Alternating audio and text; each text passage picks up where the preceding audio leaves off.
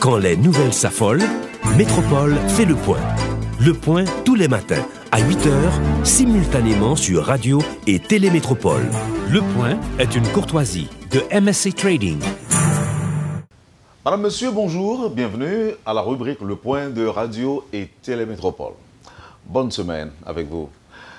Ce matin, à cette rubrique, on va parler de la coopération entre l'Espagne et Haïti, très certainement la crise dans ce pays. Nos invités sont l'ambassadeur Manuel Lorenzo, accrédité en poste, accrédité en Haïti, et ceci depuis quelque temps. Nous avons aussi Dr Marc-Antoine Archer pour une idée globale de la crise qui prévaut actuellement dans ce pays. Là, je veux parler de la situation catalane. Nos invités vont faire le point à la rubrique de ce matin. Monsieur l'ambassadeur, bonjour, bienvenue à Métropole. C'est un plaisir pour nous de vous accueillir aujourd'hui. Merci beaucoup, merci à vous. C'est un plaisir pour moi d'être ici. Et moi, je vous écoute chaque matin. Ça fait plaisir. Et j'en profite pour saluer aussi tous nos amis, vos amis, qui écoutent chaque matin. Je suis très content d'être ici. Merci beaucoup. Ça vous fait combien de temps déjà en Haïti? Ce sont déjà 3 ans. 3 Les ans. 18 de ce mois seront exactement 3 ans. Et vous comprenez la situation haïtienne? Je comprends la situation haïtienne. Moi, je crois que je la comprends assez bien. Je ne comprends pas le créole. Alors, pas encore? Je comprends un peu, mais je ne peux pas le parler. Le mandat d'un diplomate espagnol dans un pays étranger, 3 ans, 5 ans? Oui, ça dépend, entre 5 ans et 4 ans. 4 ans, 3 ans, 3 ans et demi, ça peut... Oui. Merci. Docteur Archer, bonjour, bienvenue. Bonjour Wendell, merci pour l'invitation et bon... Je dois préciser que vous avez vécu en Espagne pendant environ une trentaine d'années. Oui, absolument. Et quand vous avez laissé Haïti, vous aviez... 21 ans. 21 ans. Oui.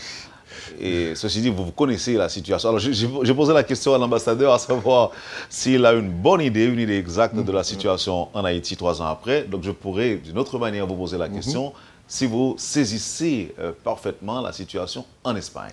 Oui, je crois, parce que après quasiment 30 ans, j'étais parti en 78 pour faire les études et revenir en Haïti après 5 ans. Et la vie a complètement bousculé, basculé si vous voulez. Donc je me suis fait homme en Espagne, en Catalogne. Principalement, j'ai mes filles qui vivent toujours en Espagne et ma famille qui vit en Espagne. Et je crois comprendre un peu, bien qu'il y a beaucoup d'émotions aussi, je crois comprendre un peu. Vous êtes bien armé pour nous parler de la situation en Catalogne, mais on verra cela après. Alors, l'objectif de cette émission surtout, c'est de permettre aux jeunes Haïtiens, aux étudiants surtout, de bien comprendre ce qui se passe en Catalogne, avec les indépendantistes, aussi les différentes manifestations à répétition qui se sont succédées, surtout après que M. Puigdemont a déclaré l'indépendance catalogne. Vous savez qu'en Haïti, presque tous les Haïtiens sont indépendantistes. Donc, par rapport à ça, quelle est donc leur situation? On ne sait pas. Est-ce qu'ils comprennent aussi ce qui se passe là-bas? On verra tout ça avec vous. Et c'est pourquoi j'ai pensé à vous inviter à cette émission. Alors, mais avant de parler de Catalogne, parlons de la coopération. Et d'abord, avec l'ambassadeur, je voudrais savoir l'intérêt de l'Espagne pour Haïti. La communauté espagnole en Haïti se chiffre à combien? Vraiment, la communauté espagnole en Haïti n'est pas trop grande. Nous avons enregistré au consulat un chiffre qui arrive jusqu'aux 250 personnes, qui sont toutes censées. On sait exactement où ils vivent, où ils sont. Ce sont normalement des gens qui vivent ici depuis longtemps. Il y a aussi de religieux qui travaillent pour des organisations de charité. Il y a aussi d'Espagnols mariés avec des Haïtiennes et aussi d'Espagnols mariés avec des Haïtiens, comme c'est le cas du professeur Archer. Mais disons que c'est une communauté très établie. Donc, moins de 300. Moins de 300. Moins de 300. Alors, d'où ma question, l'intérêt de l'Espagne pour Haïti. Je sais que dans l'eau potable, les domaines de coopération sont l'eau potable. Je vous explique. Voilà, je pense qu'il y a un point d'inflexion qui est très important dans la coopération espagnole avec Haïti, et ça a été le tremblement de terre de janvier 2010. Non? À ce moment, je vous dis que ce qui s'est passé en Espagne a été aussi un tremblement d'émotion, parce que les images qui donnaient la télévision espagnole de ce qui s'est passé en Haïti ont bouleversé l'opinion politique espagnole. Oui. Et il y a eu une espèce d'explosion de solidarité et qui a été énorme, hein, je vous dis. C'était une chose... Il y avait un ambassadeur qui était grièvement blessé. Exactement, c'est Juan Fernandez Trigo. Oui, parce que toute notre ambassade est écroulée, est tombée avec le tremblement de terre. Et aussi les bureaux, la chancellerie et les centres culturels espagnols. Les trois bâtiments sont tombés. Et heureusement, c'était une heure où on n'avait pas beaucoup de gens, mais l'ambassadeur était dedans. Il a essayé de sortir, mais à ce moment, le toit est tombé. Et il est resté coincé par un bras dedans. Et finalement, on l'a sauvé. Et il a réussi à conserver les bras, même avec des problèmes. Mais oui, c'était lui à ce moment qui était là. Mais je vous disais que vraiment en Espagne, c'était une chose incroyable, la réaction. Et le gouvernement a suivi cette réaction parce que il a eu une explosion de solidarité. Et nous sommes devenus, il y a qui disent que le deuxième donneur au monde, hein, après les États-Unis, et nous sommes comme ça avec le Canada, le deuxième, troisième. Et on a vraiment, à ce moment-là, nous étions aussi, nous avions la présidence de l'Union européenne, c'est-à-dire que nous avons coordonné un peu l'aide européenne. À un certain moment, il y avait ici, près de l'aéroport, je ne sais pas, le port de Codoué, il y avait là 30 000 mètres cubes d'aide pour Haïti. Et en ce qui concerne je n'aime pas beaucoup parler des chiffres, mais là, nous avons fait un total, nous avons donné à ce moment-là un total de 480 millions de dollars en aide d'Haïti. Et c'était... Millions d'euros ou de dollars? C'était dollars, c'était de dollars. Et 480? 480, oui. Et ça a été... Alors c'est tout de suite après le tremblement de terre, non? Oui, peu à peu, dans de différents domaines, mais c'est un total qui équivaut à ce chiffre. Et en ce qui concerne l'eau et l'assainissement, vous avez raison, nous avons une partie importante a été dédiée à la reconstruction, n'est-ce pas? Mais aussi, on a commencé à travailler avec ces secteurs de l'eau et de l'assainissement que nous pensons c'est absolument fondamental pour l'hygiène de l'eau potable et tout. Et là, nous avions créé un fonds de l'eau pour toute l'Amérique latine de 1500 millions de dollars.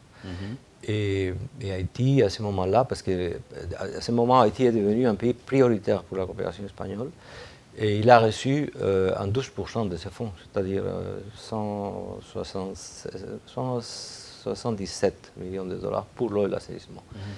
Et ça, on a fait... Ce fonds de l'eau, excusez-moi, monsieur l'ambassadeur, oui. Ce fonds de l'eau a été créé tout de suite après le tremblement de terre ou bien... Non, les fonds existaient. Ce qu'on a fait, c'est d'extraire de ces fonds une quantité très considérable pour Haïti. Mais c'est beaucoup d'argent. C'est beaucoup d'argent. Mais vous êtes sur le terrain maintenant. C'est quoi le bilan? Et êtes-vous satisfait de l'utilisation faite de... ce sont des choses... L'eau, vous savez, c'est une chose compliquée parce qu'il faut faire des travaux.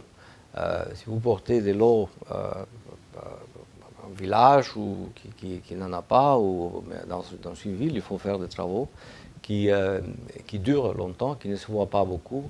Ce n'est pas très visible, mais le ministre des Affaires étrangères qui est venu ici, notre ministre des Affaires étrangères qui est venu ici en juin 2015 pour signer l'accord bilatéral de coopération pour les 2 années prochaines, c'est-à-dire pour les 16 et 17, il a dit, disons qu'en Haïti, il y a, ce sont des chiffres un peu en gros, n'est-ce pas, mais il y a, disons, la moitié de la population qui a un accès à l'eau potable, et de cette moitié, il y a une moitié qui est grâce à la coopération espagnole, ce qui est assez dites-nous les canaux par lesquels vous êtes passé pour... je veux parler de l'investissement. Vous êtes passé par la DINEPA ou bien... Non, oui, exactement. La DINEPA, c'est fondamental pour la question de l'eau. La DINEPA, c'est celle qui gère la question de l'eau. Et pour l'assainissement? Et pour l'assainissement aussi. Pour l'assainissement aussi. C'est aussi la DINEPA. Et nous avons vraiment contribué à la création et développement de la DINEPA. Et finalement, nous aidons les Haïtiens. Ce n'est pas que nous faisons la coopération, que nous faisons les choses. Nous aidons les institutions haïtiennes à travailler dans ce sens et à utiliser dans les projets qu'ils considèrent nécessaires. La coopération, on la rédige ensemble, pour ainsi dire, non? Et nous respectons énormément la façon de travailler des Haïtiens, les règles de chaque ministère, etc. Et avec la DINEPA, nous avons une relation très solide et très profonde. Et on a travaillé beaucoup sur cela et on continue. On a encore une quantité assez considérable d'argent pour de nouveaux projets. Dédié à l'assainissement et à l'eau potable.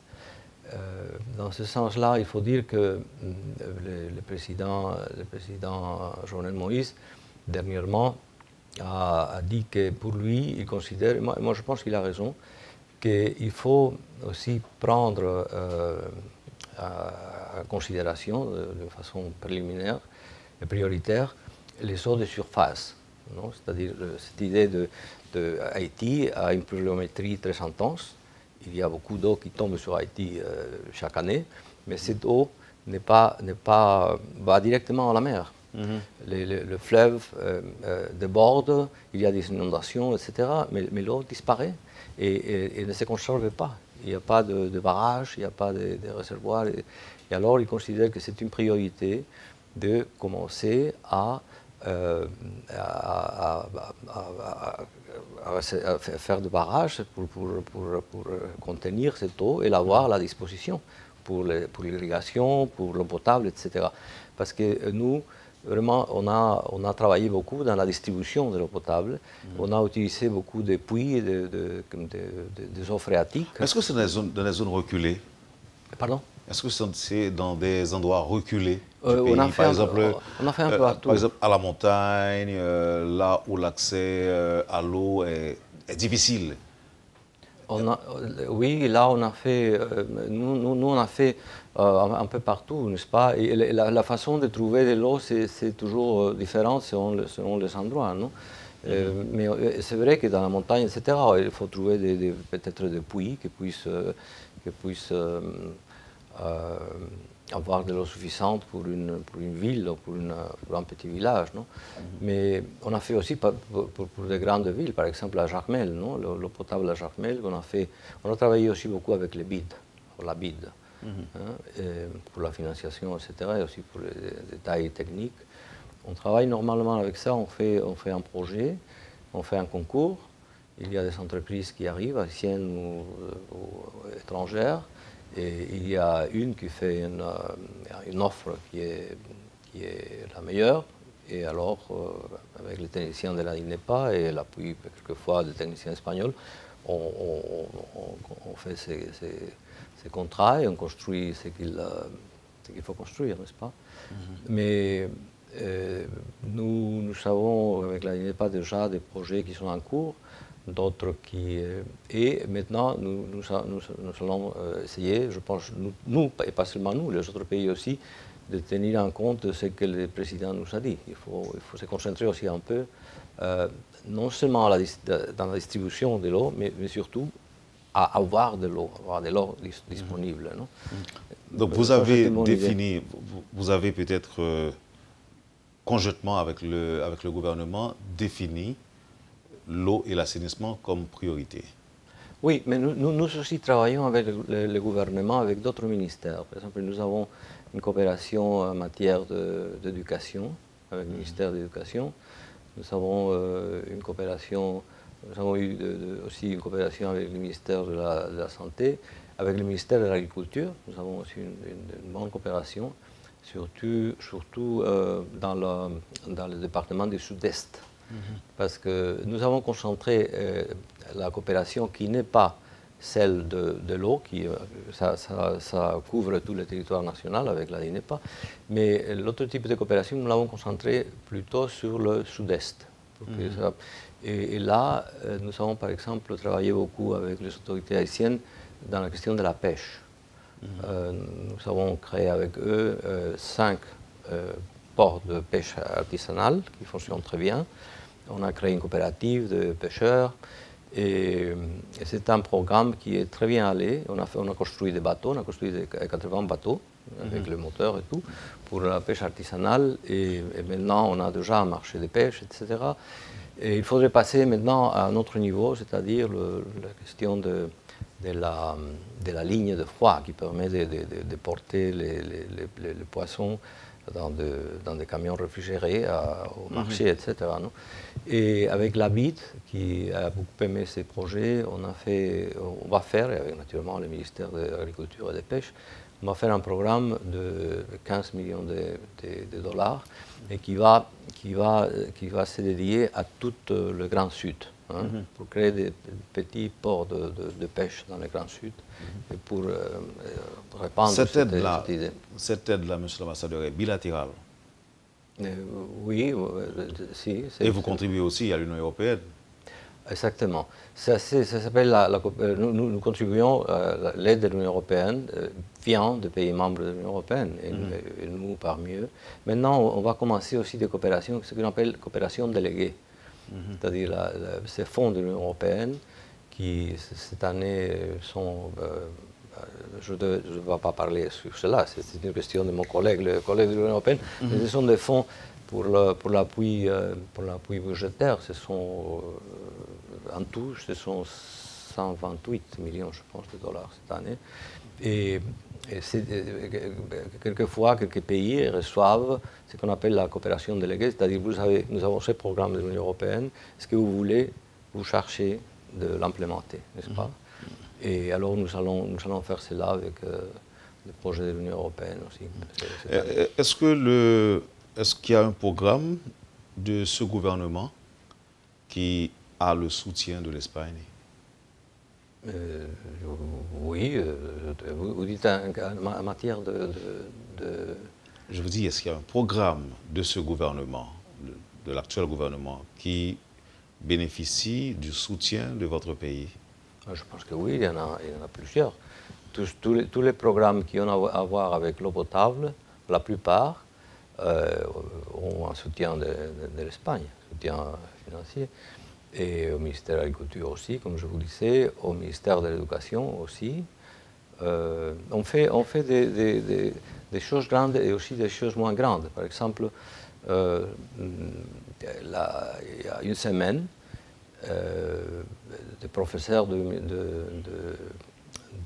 l'Institut Cervantes. L'Institut Cervantes, c'est l'institut qui exactement, c'est une espèce d'alliance française espagnole, n'est-ce pas, pour nous comprendre. Et ils ont des centres partout dans le monde. Je pense qu'ils sont 87 ou quelque chose comme ça partout dans le monde pour apprendre l'espagnol. Et ici, comme vous le savez, l'espagnol c'est une langue obligatoire dans les écoles. Et il y a plus d'1 millier de professeurs d'espagnol. Et là, on a vu qu'il y avait une possibilité de les aider, de les former encore mieux, n'est-ce pas? Et on a fait, il y a une semaine, avec 200 professeurs, avec l'appui du ministère de l'Éducation, on a concentré ici à Port-au-Prince des professeurs d'espagnol, pas seulement de Port-au-Prince, mais aussi d'autres départements. Et on a fait un cours d'une semaine pour ces 200 professeurs, pour le mettre au jour, n'est-ce pas, et pour les connecter aussi avec l'Institut, pour avoir une ligne de... Alors, on va observer la pause, mais avant la pause, je voudrais demander à notre invité, Marc-Antoine Archer, qui est à la fois espagnol et haïtien. Êtes-vous satisfait de la coopération espagnole? Oui, en fait. Est-ce que vous observez, est-ce que vous voyez que les fonds sont bien utilisés? Est-ce que vous voyez du développement à travers l'aide espagnole? Je me permets, j'espère que l'ambassadeur va m'excuser. Je trouve que il y a très peu de promotion de la visibilité de la coopération espagnole.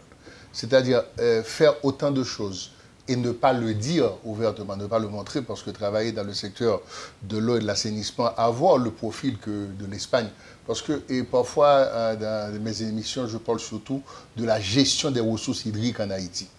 Et le point fort de l'Espagne, c'est surtout la capacité de gérer, de bien gérer, d'optimaliser sa gestion de ressources hydriques. Un plan hydrologique national, par exemple, pourrait aider énormément à ce que Haïti puisse gérer et canaliser tout ce qu'on a comme capacité de rétention des eaux de surface, par exemple. Donc là, c'est un point fort que l'Espagne peut capitaliser dessus, que l'Espagne ne le fait pas. Donc je crois que l'Espagne fait trop et le dit trop peu. Donc c'est ça que je trouve. Merci Marc-Antoine Archer, merci Monsieur l'ambassadeur. On va observer la pause et au retour, on évoquera la crise en Espagne, la crise catalane précisément. Mais ce sera tout de suite après la pause. Vous suivez, madame, monsieur, la rubrique Le Point de Radio et Télémétropole. Le docteur Marc-Antoine Archer et l'ambassadeur d'Espagne, monsieur Manuel Lorenzo, sont les invités de la rubrique Le Point de ce matin. On vous revient tout de suite après la pause. Le Point est une courtoisie de MSC Trading. Merci, madame, monsieur, de votre patience et de l'intérêt avec nous aujourd'hui. L'ambassadeur d'Espagne en Haïti et le docteur Marc-Antoine Archer. À la deuxième partie de cette rubrique, on va parler de la situation en Espagne avec cette déclaration d'indépendance de M. Puigdemont, et qui était président du Parlement. De la Généralité de Catalogne. Aidez-nous à comprendre la situation, d'abord avec l'ambassadeur, d'abord avec vous. Non, je préfère que ce soit l'ambassadeur qui a la parole officielle. Oui. Alors, pour présenter la situation en quelques mots, monsieur l'ambassadeur, qu'est-ce que se passe chez vous, en Espagne?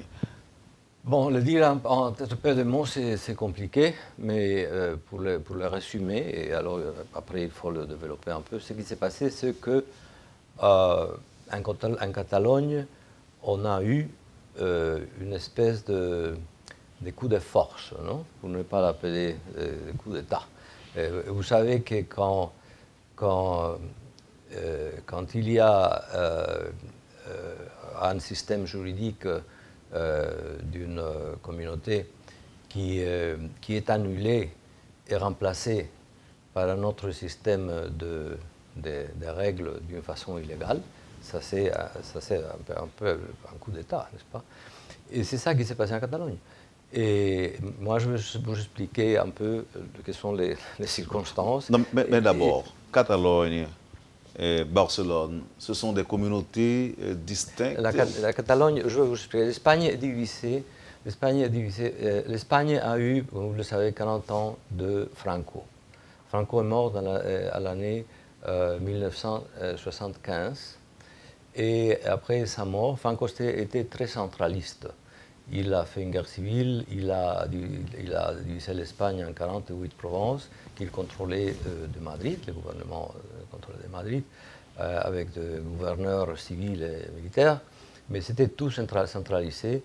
Il a interdit, par exemple, à Catalogne, l'utilisation du catalan, etc. Parce que l'histoire de l'indépendantisme catalan, ça vient de loin. C'est une espèce de continuum, non? Et alors ça a duré pendant 40 ans.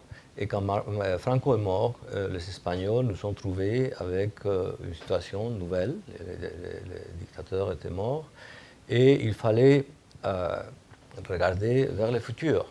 Et nous nous sommes mis d'accord pour faire une Espagne différente, une Espagne meilleure, une Espagne moderne.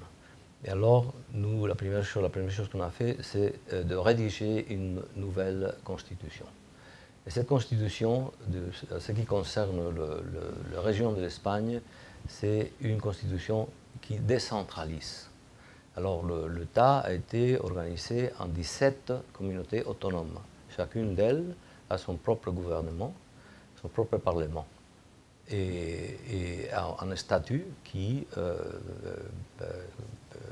c'est une espèce un compendium de règles qui va gérer ces gouvernements.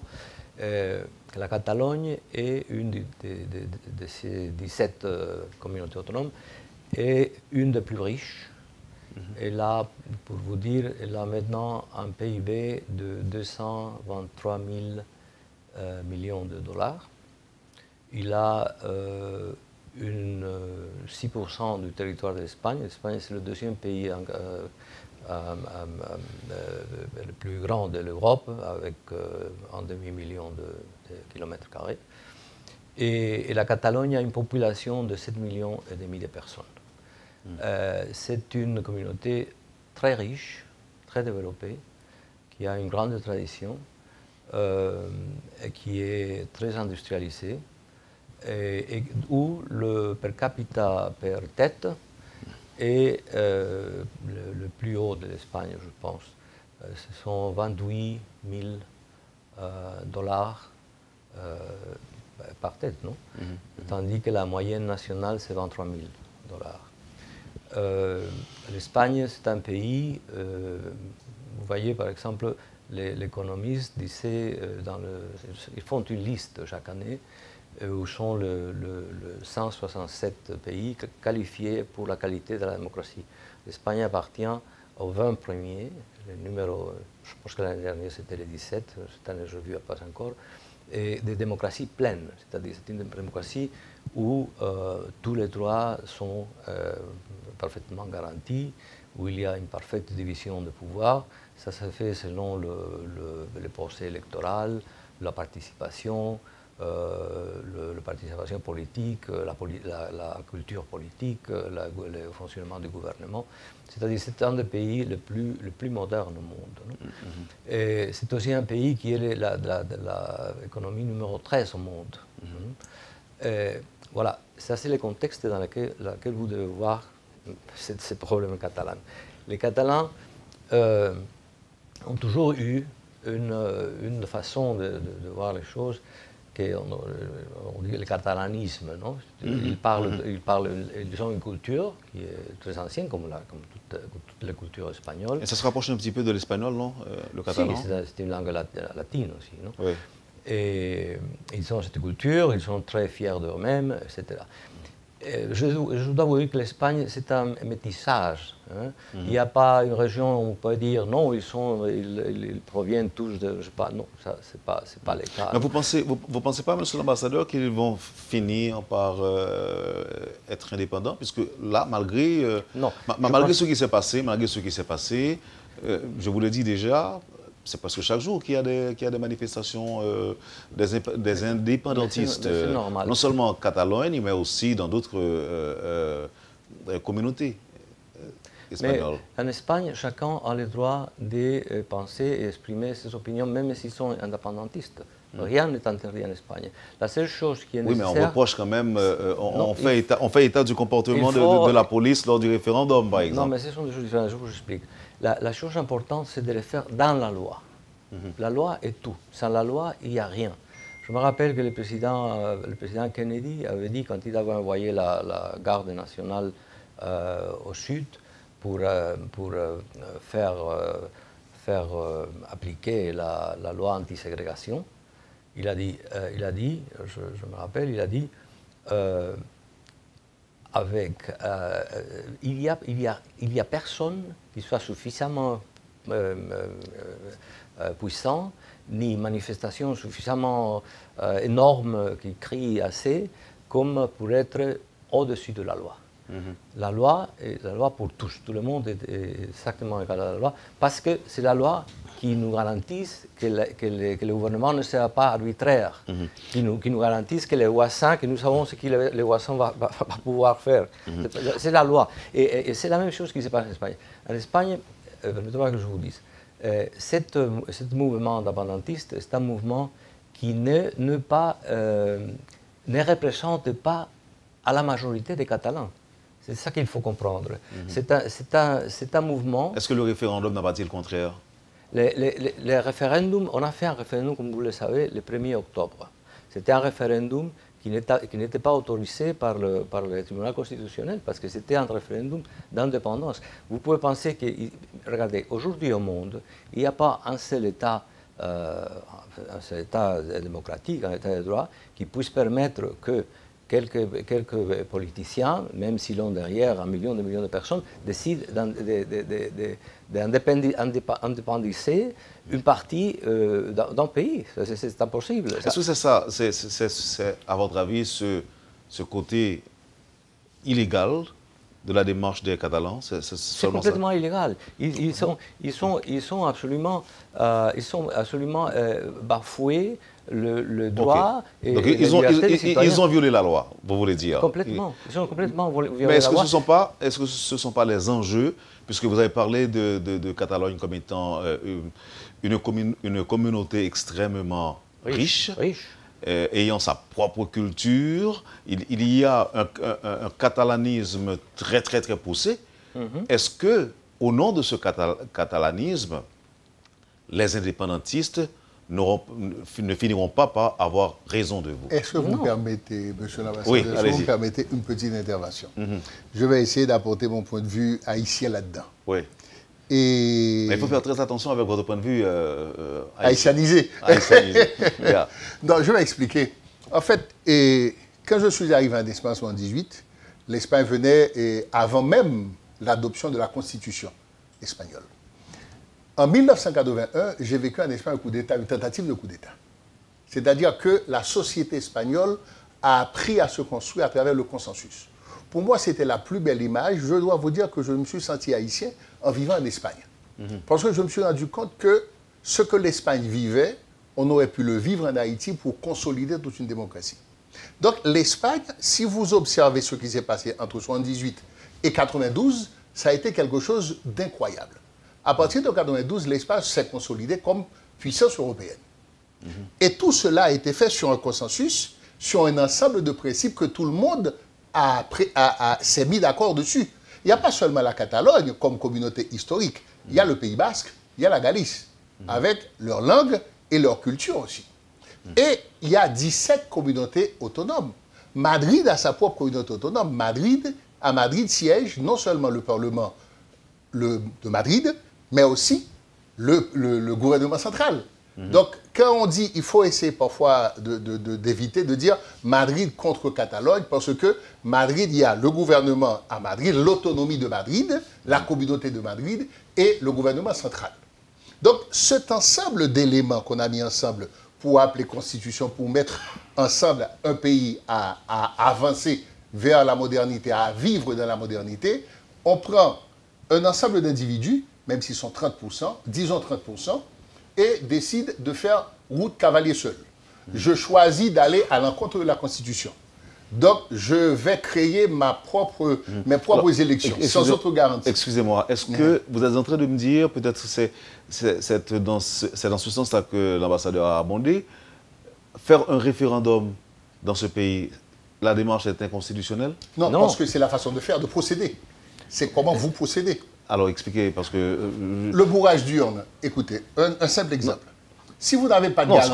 c'est comme les élections. Il y a de bonnes élections, il y a de bonnes élections, il y a de mauvaises élections. Il faut des garanties. Donc, selon vous, le référendum est constitutionnel ou encore est légal? Les garanties n'étaient pas offertes. Quelles garanties? Les garanties constitutionnelles. Pour tenir un référendum? Voilà. C'est-à-dire, on ne pouvait pas décider de façon unilatérale de réaliser un référendum. C'est-à-dire le gouvernement central n'était pas d'accord que les indépendantistes organisaient ce référendum. Il ne faut pas dire indépendantiste comme qu'est-ce ça. Que je dois dire? Non, il ne faut pas dire indépendantiste. Non, mais qu'est-ce que je dois dire? Et donc, parce que le langage, parfois, peut créer des confusions qu'on aura du mal après à éclaircir. Non, mais ici, ils sont quand même... Ok, vous préférez que je dise protestataire, non? Laissez l'ambassadeur, après je confirme. Okay. Mais je rappelle parce que nous n'avons que 5 minutes. Seulement? Regardez, la Constitution espagnole, c'est une constitution qui dit que la souveraineté réside dans l'ensemble du peuple espagnol. Hein? C'est-à-dire, et ça c'est très normal dans les constitutions du monde, et garantit aussi l'unité de l'Espagne. Ce qu'on ne peut pas permettre, c'est que dans une communauté autonome, la catalane ou n'importe quelle autre, un parti ou une coalition de partis politiques décide de créer une feuille de route pour l'indépendance. Et alors, ils décident, non, on va faire comme ça, c'est-à-dire maintenant le Parlement va créer une loi pour la célébration d'un référendum et pour créer une loi de transition vers la République indépendante catalane. Alors ça, naturellement, le tribunal constitutionnel a dit que ça c'est absolument anticonstitutionnel.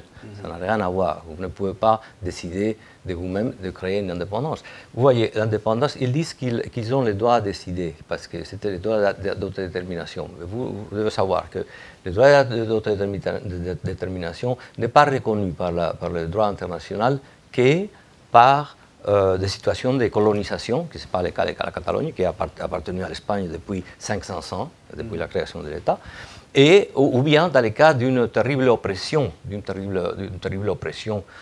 la part du gouvernement central d'un pays, etc. Non? Mais ce n'est pas le cas de la Catalogne. La Catalogne, ils sont les plus riches de l'Espagne. En outre, il y a des gens qui disent non, ils ne veulent pas contribuer à la solidarité espagnole, ils doivent payer plus. Ils disent qu'ils doivent payer plus de ce qu'ils reçoivent. Non? Mais ce n'est pas seulement ça. Mais vous voyez, aucun pays du monde permettrait une chose pareille. La Catalogne fonctionnait normalement sans oui, on avait trouvé un équilibre jusqu'à ce que ces messieurs sont arrivés. Mais vous savez... Une question, monsieur l'ambassadeur. Et on sait que M. Puigdemont se retrouve actuellement en Belgique. Oui. Il était obligé de fuir. Non, il fuit parce qu'il a voulu. Naturellement, le tribunal constitutionnel, on n'allait pas l'arrêter. Quand ils ont fait... Est-ce qu'on n'allait pas l'arrêter?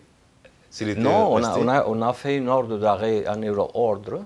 Hein, et il est allé voir les autorités belges qui l'ont déjà interrogé. Ils l'ont cité pour le 17 pour décider s'il le rentre en Espagne ou s'il... Et qu'est-ce qu'il attend en Espagne?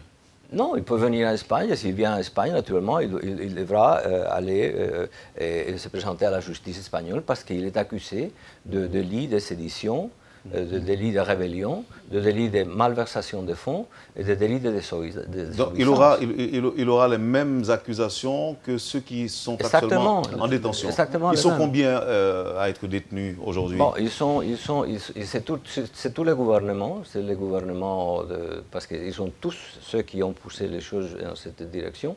Et en Espagne, la justice est absolument indépendante. On ne peut pas les appeler les prisonniers politiques, non? Non, ils ne sont pas. Ils sont des politiciens en prison, parce qu'ils ont fait un délit, mais c'est provisoire. Ils sont en prison comme mesure d'injonctement, n'est-ce pas? Mais ils doivent être jugés encore par un juge. Hein. Mais les délits desquels ils sont accusés sont très graves. Mais ce qu'il faut savoir, je devais beaucoup insister, ils ne représentent pas la totalité des citoyens de Catalogne. Et ils représentent, jusqu'à ce moment c'est démontré comme ça, parce que les dernières élections qu'on a eues étaient en 2015, ils ont obtenu le 47% des votes. J'ai appris qu'il a l'intention de se présenter aux élections. Il pourra le faire? Oui, il pourra le faire. Il pourra le faire. Il pourra devenir président? Oui, non, je ne sais pas, ça dépend de ce qui se passe avec les élections. Parce qu'il a divisé complètement la société catalane. Maintenant, il y a une fracture énorme, parce qu'il y a ce qui n'existait pas avant. C'est ça qu'il a fait et son gouvernement a fait, n'est-ce pas? Et il faut dire aussi que la présidente du Parlement, quand elle a déclaré devant le tribunal suprême espagnol, c'est celui de la Cour de cassation, disons ici, n'est-ce pas? Elle a dit qu'elle vraiment, ce qu'ils ont fait, c'était une espèce elle n'a pas dit de blague, c'était une chose, comment est-ce qu'elle a dit exactement? Je me souviens pas, Loïc Roy-Singh. Elle a un peu reculé, n'est-ce pas? C'était une sorte de provocation qu'elle avait dit. C'était symbolique. Il a dit, non, c'était une chose symbolique. C'était naturellement parce que ses avocats l'avaient conseillé de faire cela. Mais ce que je vous dis, on ne sait pas ce qui va se passer dans les élections du 21. Le gouvernement, à un certain moment, a dû intervenir parce qu'ils doivent préserver l'unité de l'Espagne. Là, nous parlons des élections du 21 décembre. Marc-Antoine Archer sera là-bas. Oui, je serai là-bas. Et les auditeurs et téléspectateurs de Métropole pourront se faire une idée de l'état d'avancement du déroulement de ces élections. Absolument, absolument. Il y a beaucoup d'Haïtiens en Catalogne? En Catalogne, il y a aux environs de 150-200 Haïtiens. En général, il faut dire que... Qu'est-ce qu'ils font? En fait, ce sont des Haïtiens... en fait, les derniers Haïtiens que j'ai vus arriver à Barcelone, et certains d'entre eux sont maintenant directeurs généraux dans l'actuel gouvernement ou bien travaillent à la Banque mondiale, ce sont surtout des étudiants. Mais la plupart sont arrivés en Espagne au moins, ça fait 40, 45, 50 ans. Donc ils n'ont parfois absolument plus de lien avec Haïti. La Catalogne offre des opportunités aux étrangers plus que dans les autres communautés? Non. En principe, l'Andalousie offre beaucoup plus de possibilités. Mais la Catalogne, il faut dire que ce que j'ai toujours voulu faire à partir de la Catalogne, c'était établir un pont avec Haïti. C'est-à-dire, je connais parfaitement, en fait, je peux dire que les deux villes que je connais le mieux, c'est Port-au-Prince et Barcelone. Donc, et à partir de Barcelone, j'avais les possibilités énormes de créer des liens institutionnels avec Haïti. Et chose que j'ai faite durant une bonne vingtaine d'années. C'est-à-dire avec l'Université d'État d'Haïti, avec même la police, l'école de police de la Catalogne. Écoutez, l'ambassadeur veut vous ajouter autre chose. Je voudrais ajouter une chose. Je voudrais vous dire, en ce qui concerne la Catalogne, nous avons eu la déclaration de 120 pays au monde en appuyant le gouvernement espagnol, parmi eux Haïti, ce que nous avons beaucoup remercié et apprécié, en disant qu'ils ne reconnaisseraient jamais une indépendance catalane, et aussi en disant qu'ils appuient absolument le gouvernement espagnol pour établir l'état de droit.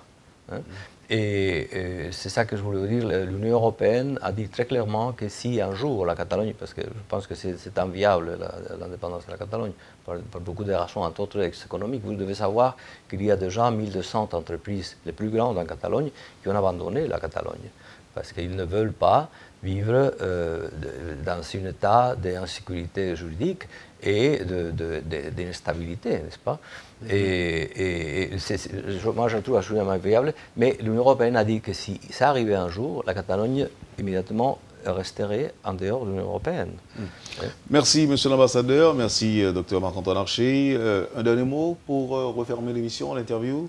Bon, j'aurais voulu que cela... Non, simplement, donc, j'aurais voulu que cela se reconduise et que les eaux reviennent à leur lit. Hein.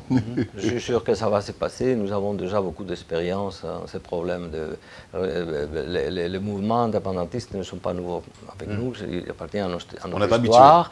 On est un peu habitués. Nous avons eu ces problèmes du Pays Basque. Et maintenant, il y a le problème récurrent de la Catalogne. Nous, ce que nous voulons, c'est de pouvoir vivre une vie tranquille. Toutes les régions de l'Espagne solidarisées entre elles et avec un pays comme le nôtre qui est formidable, qui va de l'avant, qui a une économie et qui a un projet avec l'Union européenne, qui est le projet politique maintenant le plus important au monde. 28 pays qui veulent devenir une espèce de fédération de pays pour la liberté, pour l'état de droit, et là, c'est vers là qu'il faut aller, pas pour le... Merci, monsieur l'ambassadeur. Voilà, madame, monsieur, vous avez suivi la rubrique Le Point de ce lundi avec nos invités, l'ambassadeur d'Espagne, Manuel Lorenzo, et le docteur Marc-Antoine Archer. Merci de l'accueil, merci de nous avoir acceptés chez vous. Passez une bonne journée. Je vous souhaite une très bonne semaine avec Métropole et à demain. Quand les nouvelles s'affolent, Métropole fait le point. Le point tous les matins à 8h, simultanément sur Radio et Télémétropole. Le point est une courtoisie de MSC Trading.